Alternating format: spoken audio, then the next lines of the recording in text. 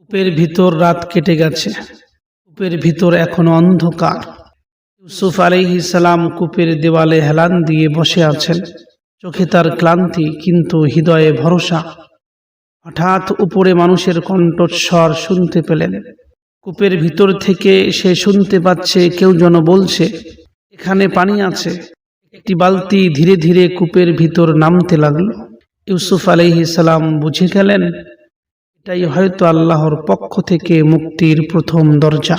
প্রিয় দর্শক, গত পর্বে আমরা দেখেছি একটি নিষ্পাপ শিশু নিজের ভাইদের হাতেই এক গভীর কূপে নিক্ষিপ্ত হয়েছিল। আজকের পর্বে আমরা দেখব সেই অন্ধকার কূপ থেকে কিভাবে শুরু হয় এক নতুন অধ্যায় হযরত ইউসুফ আলাইহিস সালামের জীবনে।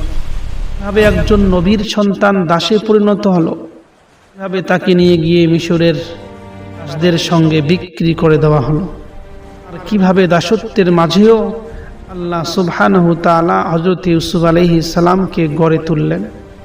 ইউসুফ আলাইহিস সালামের এই কাহিনী শুধু ইতিহাস নয়, এটি আল্লাহর সূক্ষ্ম পরিকল্পনার একটা গল্প। ইউসুফ আলাইহিস সালামের ওই কূপের মধ্যে যেখানে ইউসুফ আলাইহিস সালাম ছিলেন, ইউসুফ আলাইহিস সালাম কূপের ভিতরে বসে আছেন। বালতিটি যখন কাছে এলো, ইউসুফ আলাইহিস সালাম সেই বালতিটি শক্ত করে ধরে ফেললেন। এদিকে উপরে যে বালতি ফেলেছিল সে চিন্তা করলো, মনে হয় পানিতে কোথাও আটকে গেছে। যখন জোর করে উপরে থাকা লোকটি টান দিতে লাগলো, যখন ইউসুফ আলাইহিস সালাম একটু উপরে উঠে আসলেন, উপরের লোকটি যখন ইউসুফ আলাইহিস সালামকে কূপের ভিতরে দেখতে পেল, তখন হঠাৎ চিৎকার করে উঠল সেই ব্যক্তি, বলল, সুসংবাদ, কাফেলার লোকেরা আপনাদের জন্য সুসংবাদ। তো একটা সুন্দর ছেলে। ইউসুফ আলাইহিস সালাম ধীরে ধীরে অন্ধকার কূপ থেকে আলোর জগতে উঠে এলেন। সূর্যের আলো ইউসুফ আলাইহিস সালামের চোখে লাগলো। একদিন পর তিনি খোলা আকাশ দেখতে পেলেন, কিন্তু তিনি জানতেন না এই আলো তাকে আরেক অন্ধকারের দিকে নিয়ে যাচ্ছে।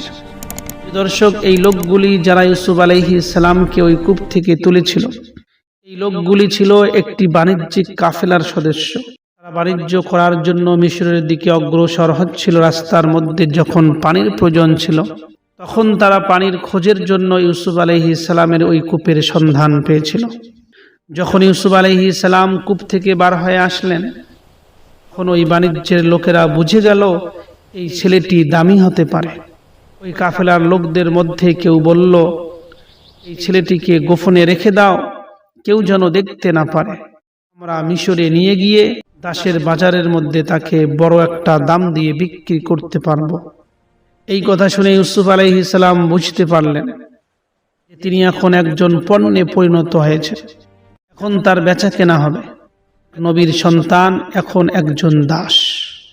কিন্তু তার মুখে কোনো অভিযোগ ছিল না, কারণ ইউসুফ আলাইহিস সালামের অন্তরে ছিল আল্লাহর উপর পূর্ণ ভরসা। এরপর ইউসুফ আলাইহিস সালামকে নিয়ে উটের কাফেলা এগিয়ে চলতে লাগলো। চারিদিকে মরুভূমি। ইউসুফ আলাইহিস সালাম পিছনে তাকান। ইউসুফ আলাইহিস সালাম পিছনে তাকিয়ে আছেন, মাতৃভূমির দিকে তাকিয়ে থাকেন। ইউসুফ আলাইহিস সালামের চোখে ভেসে ওঠে পিতা ইয়াকুব আলাইহিস সালামের মুখ। ইউসুফ আলাইহিস সালাম জানেন না পিতা এখনো বিশ্বাস করেন তার ছেলে জীবিত আছে কিনা। এই দীর্ঘ পথ শুধু মরুভূমি নয়, এটি ছিল ভাগ্যের পথ। পথ চলতে চলতে অবশেষে কাফেলা পৌঁছে যায় মিশরের মধ্যে। সেখানে ছিল এক ভয়ঙ্কর দৃশ্য। মিশরের মধ্যে ছিল দাসের বাজার। মানুষ বেচা কেনা হতো সেই বাজারের মধ্যে। মানুষকে পণ্যের মতো দাঁড় করানো হয়েছে, মানুষের দাম হাঁকা হচ্ছে। ইউসুফ আলাইহিস সালামকেও দাঁড় করানো হলো সবার সামনে। কিন্তু আশ্চর্য, ইউসুফ আলাইহিস সালামের মুখের মধ্যে তখনও কোনো ভয় ছিল না। ইউসুফ আলাইহিস সালামের চেহারায় এক অদ্ভুত নূর। লোকজন ইউসুফ আলাইহিস সালামকে দেখে ফিস ফিস করে বলছে, এই কিশোরটা সাধারণ কোনো কিশোর নয়। দর্শক, মিশরের একজন উচ্চ পদস্থ কর্মকর্তা আজিজে মিশর সেখানেই উপস্থিত ছিলেন। এই আজিজে মিশর ইউসুফ আলাইহিস সালামকে দেখে থেমে গেলেন। আজিজে মিশরের হৃদয়ের মধ্যে উঠল একটা অজানা টান ইউসুফ আলাইহিস সালামের প্রতি। আজিজে মিশর ইউসুফ আলাইহিস সালামকে কিনে নিলেন এবং বাড়ি ফিরে যখন বাড়িতে আসলেন, তার স্ত্রী জুলাইখাকে বললেন, হে জুলাইখা, এই ছেলেটিকে সম্মানের সাথে রাখো, হয়তো এই ছেলেটি আমাদের কোনো উপকারে আসতে পারে, অথবা আমরা এই ছেলেটিকে নিজের সন্তান বানাতেও পারি। দর্শক, ইউসুফ আলাইহিস সালাম দাস হিসাবে প্রবেশ করল রাজকীয় প্রাসাদে। যেন আল্লাহর পরিকল্পনার নীরব কোনো পদক্ষেপ। আজিজে মিশরের ঘরে ইউসুফ আলাইহিস সালামের জীবন যেন বদলে গেল।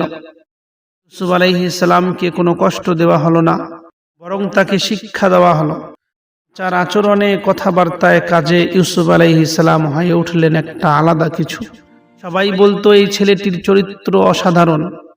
অপরদিকে আল্লাহ সুবহানাহু তাআলা ইউসুফ আলাইহিস সালামকে দিলেন জ্ঞান ও বুদ্ধি। ইউসুফ আলাইহিস সালামের রূপ ও চরিত্র মিশরে আলোচনার বিষয় হয়ে উঠল। সবাই ইউসুফ আলাইহিস সালামের রূপ নিয়ে আলোচনা করত যে খুব সুন্দর তার রূপ। সবাই ইউসুফ আলাইহিস সালামের চরিত্র নিয়ে মিশরের মধ্যে আলোচনা করত যে ওর থেকে ভালো চরিত্রের মানুষ আর আমরা দেখি নাই। কিন্তু ইউসুফ আলাইহিস সালাম কখনো অহংকারী ছিলেন না। দাস হওয়ার পরেও তিনি ছিলেন সৎ, নম্র, বিশ্বাসযোগ্য। আল্লাহ যেন ইউসুফ আলাইহিস সালামকে আগামী বড় কোনো পরীক্ষার জন্য প্রস্তুত করতেছিলেন। প্রিয় দর্শক, যেখানে সৌন্দর্য আছে সেখানে ফিতনাও কিন্তু আছে।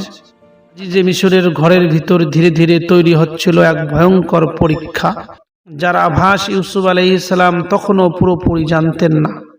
দর্শক, আজকের পর্ব এখানেই শেষ। একটি কূপ থেকে উদ্ধার, তারপর দাসত্ব, আর এখন রাজপ্রাসাদের ছায়া ইউসুফ আলাইহিস সালামের উপরে। কিন্তু সামনে অপেক্ষা করছে সবচেয়ে কঠিন পরীক্ষা ইউসুফ আলাইহিস সালামের জন্য। পরের পর্বে আমরা দেখব এক নারীর ফিতনা, বন্ধ দরজা আর আল্লাহর অলৌকিক সাহায্য। আসসালামু আলাইকুম ওয়া রাহমাতুল্লাহি ওয়া বারাকাতুহু। চ্যানেলটিকে সাবস্ক্রাইব করে রাখবেন। পরের পর্বে আবার দেখা হবে ইনশাআল্লাহ।